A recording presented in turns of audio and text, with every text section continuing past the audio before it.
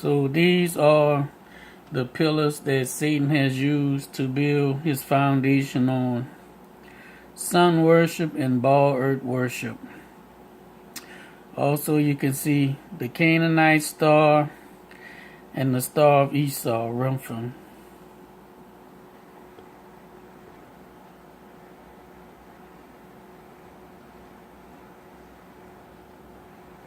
So I already showed y'all that sun worship was for the lower level people. They were really worshiping the dog star, the dark hole sun. They were being tricked, the masses. So today we're going to learn about Baal earth worship.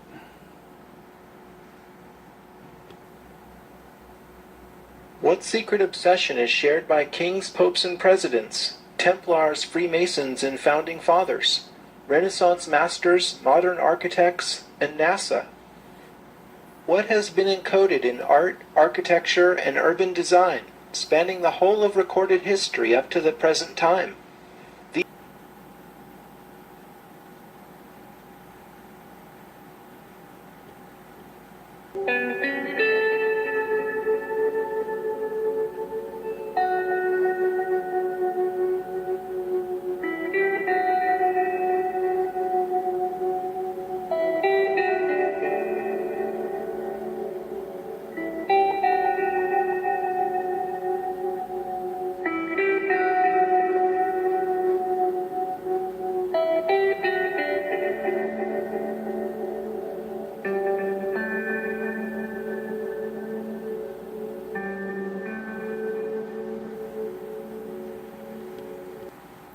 So let me give you proof that all the world leaders are Canaanite and Esau's bloodlines mixed, and then I'm going to get back to Christopher Columbus. DNA tests show that Hitler may have had Jewish and African ancestors. Okay, this is a very interesting story, right? Mm-hmm. Because first, tell us how they came to that conclusion, just roughly. Well, they came to that conclusion by taking DNA samples from 39 of his relatives. Mm-hmm. And then they tested those DNA samples, and they found a chromosome that is traced back to both Ashkenazi and Sephardic Jews, mm-hmm. and also Moroccans. Right. So the Moroccan Moors, or the Canaanites, and the Ashkenazi Jews are Esau. So Christopher Columbus had the same bloodline also, half Canaanite and half Esau. And we're going to go back to Spain, and we're going to learn how the Canaanites took over the education system and taught us all to worship Baal earth.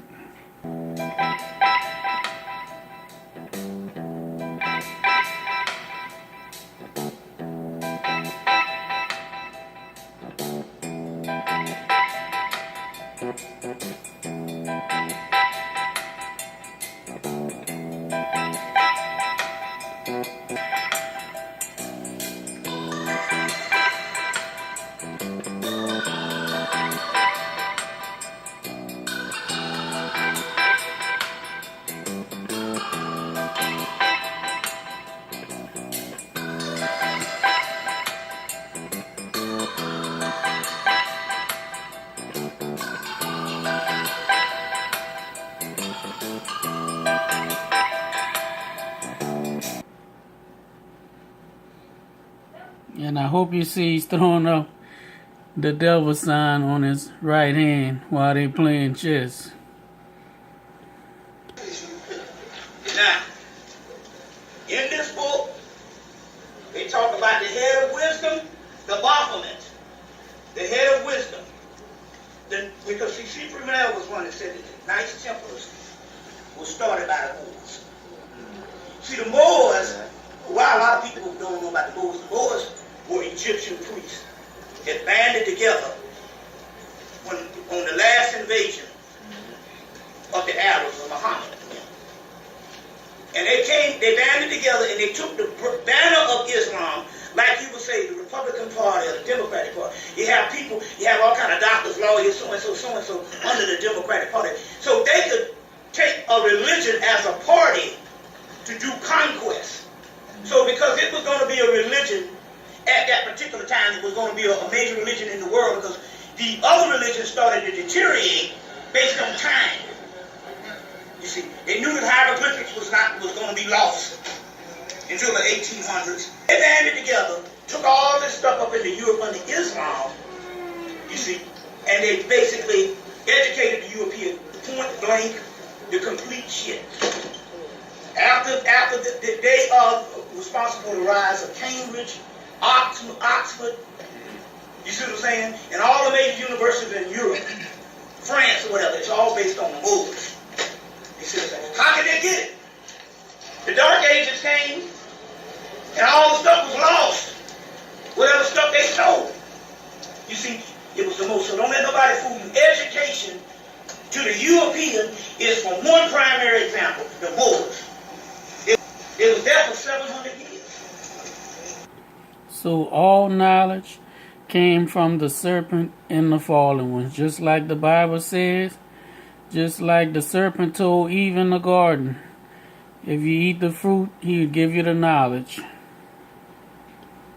So now let's go see where these Canaanite Moors had opened up the universities in Europe and taught us the BAAL Earth theory as science, and we all believe it today, even our children, from the school Mason system.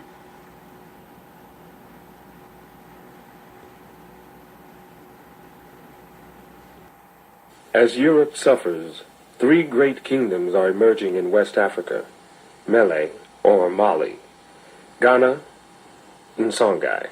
These were lands of enormous wealth, generated by their control of the trade routes across the Sahara and the abundance of their gold mines. I gave you fair warning, beware.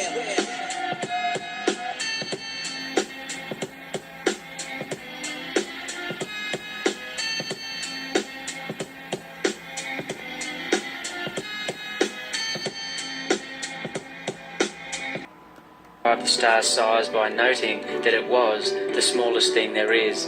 They also had recognised that it was both white and the heaviest star. The Dogon were also able to describe its elliptical orbit with Sirius A at one foci of the ellipse, its orbital period of 50 years, and the fact the star rotated on its axis. Significantly, the Dogon also described a third star in the Sirius system, which they called MER, Sorghum Femal, and which contained a single satellite in orbit around M. The Dogon idea of there being a Sirius C, aka MER, was not accorded any real respect until 1995, when two French astronomers published their results after years of study of what was apparently a small, red dwarf star with the Sirius star system. The conclusion was based on perturbations in the orbits that could not be explained by any other means. Obviously, the Dogon were way ahead of modern astronomers. In addition to the Sirius star system, the Dogon mythology includes knowledge of Saturn's rings and Jupiter's four major moons, none of which can be seen by the naked eye, and it was only by Galileo and later astronomers' telescopes that either could be seen. The Dogon also have long known that planets orbit the Sun. According to the Dogon, their astronomical knowledge was supposedly given to them by the Nomos, amphibious beings sent to Earth from Sirius for the benefit of mankind. The name comes from a Dogon word meaning to make one drink, with the Nomos also being called masters of the water, the monitors, and the teachers. The Nomos, considered to be saviours and spiritual guardians, were allegedly more fish-like than human and had to live in water. So how did the Dogon know about Sirius B when they had no telescopes? How, for that matter, did they know that Saturn had rings, and that the moon is dry and barren, and that Jupiter has 4 large moons? These 4 moons of Jupiter are called Galilean, because Galileo was the first to see them when he pointed his telescope at Jupiter. The moons of Jupiter and Saturn's rings are only visible through a telescope. The Dogon mythology can be traced back to the Nomo, the human fish creatures from their creation myths. Their creatures are comparable to the Owains of Sumerian mythology, who were also a half-fish, half-human creature who brought civilization to the ancient people. Further still, there are links with Egyptian and Greek mythology, including that of the Mayan people. They visited the Dogon, the Babylonians, and possibly the Egyptians and the Mayans, and the astronomical knowledge of the Dogon came from this contact. The Dogon stories tell the legend of the Nomos, who arrived in a vessel along with fire and thunder. After they arrived here, they put out a reservoir of water onto the earth, then dove into the water. There are references in the oral traditions, drawings and tablets of the Dogons to human-looking beings who have feet but who are portrayed as having large fish skin running down their bodies. The Nomos were more fish-like than human and had to live in water. They were survivors and spiritual guardians. The Nomo divided his body amongst men to feed them. That is why it is also said that as the universe had drunk of his body, the Nomo also made men drink. So are y'all putting this together yet? All knowledge that they call science today in school comes from the fallen angels, the sons of Nimrod, the Canaanites. Look at the name of the planets. Saturn, that's Satan. Venus, that's Lucifer. Why all these planets are worshipped as demonic gods? Let's go a little further back. So you can see here, the Dogon teachings also went over in Europe into religion, wearing the fish hat of the Dogon fish god, which the Pope still wears till today. With concepts of nature and the universe that are unique among the so-called primitive peoples of Africa. These beliefs, interwoven in a tapestry of complex symbols and legends, are known only to a handful of tribal elders. In preparation for the ritual, a tribal artist begins an elaborate map of the universe. The words of the Ogan are translated into an astonishingly accurate view of the heavens.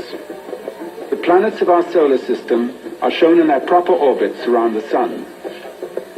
The rings of Saturn and the moons of Jupiter, invisible to the naked eye, are described in accurate detail. But most remarkable is their knowledge of a distant star called by them Potolo. So these are the Sumerians, and these are the tablets they have. And this is the first knowledge of the BAAL, Earth, and the Sun, the way we learn it in school today. These are the fallen ones, like I said, the sons of Nimrod.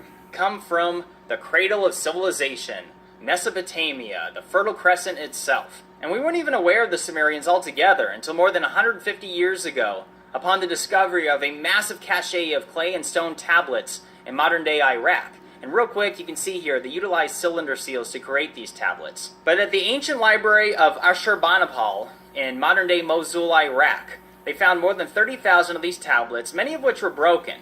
And this is also the same location where they found these infamous winged bulls. Some refer to them as the Anunnaki, or the sky gods, and there's so much speculation and debate about these. But this just happens to be the same Found on the door hinges of the Church of the Martyrs in South London. The winged serpent also became prominent in the Vatican. And on the top of St. Martin's Church in London. In the Catholic Church, after they kicked the Moors out of Europe, picked up the BAAL Earth theory and gave it to the world.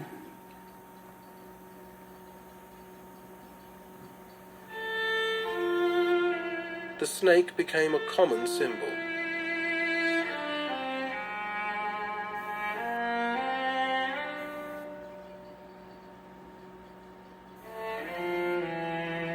Do you see the serpent on the bowl?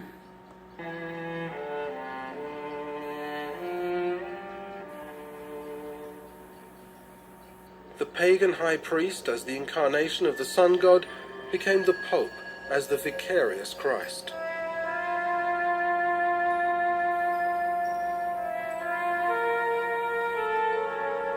Calling himself by the Babylonian title of bridge builder between God and man, Pontifex Maximus.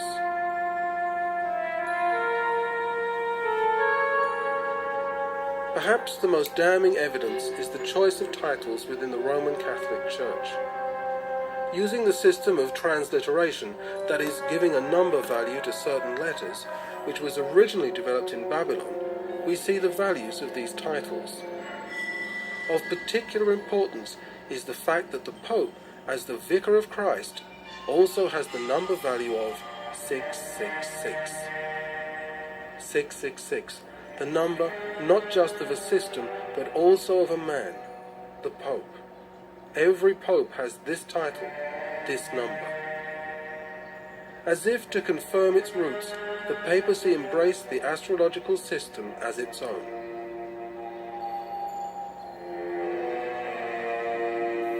Baal Earth again.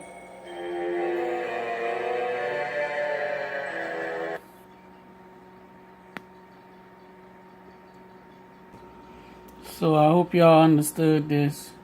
I tried to pack 1,000 years of history in 15 minutes. I'm going to have to do a part 2. But basically the Canaanites came into Europe, took over the school system, which they run the school system in America till today, and taught the Baal Earth theory. And this is all serpent worship. Peace. I'll be back with part 2 soon.